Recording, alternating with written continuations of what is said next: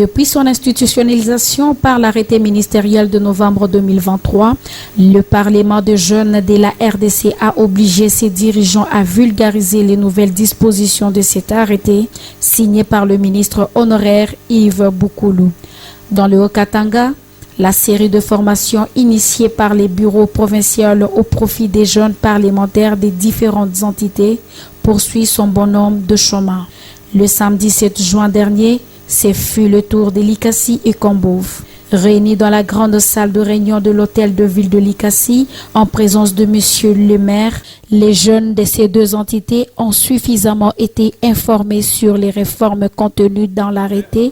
C'est notamment le nombre de postes dans le bureau qui passe de 9 à 7.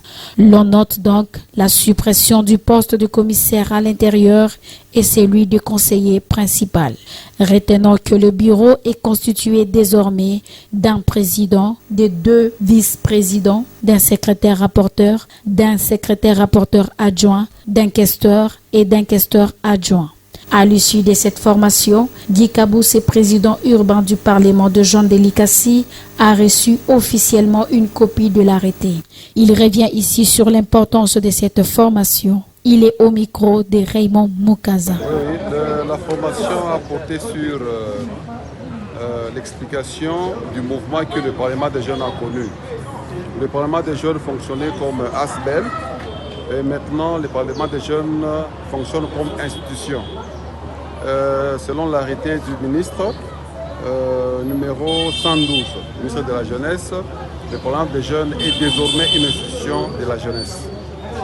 Et il était nécessaire à ce que nous puissions être formés sur les nouvelles attributions et tâches que les parlements des jeunes ou les jeunes parlementaires devront faire dans le futur. D'ailleurs, vu la situation actuelle de notre pays, nous sommes en train de faire une grande campagne de veille patriotique. J'invite les jeunes à venir adhérer au Parlement des jeunes pour impulser la jeunesse dans l'éveil patriotique et dans la culture parlementaire et toutes les opportunités que le Parlement des jeunes donne à la jeunesse. Depuis Likassi, Brigitte Imba pour Jedidja Télévision.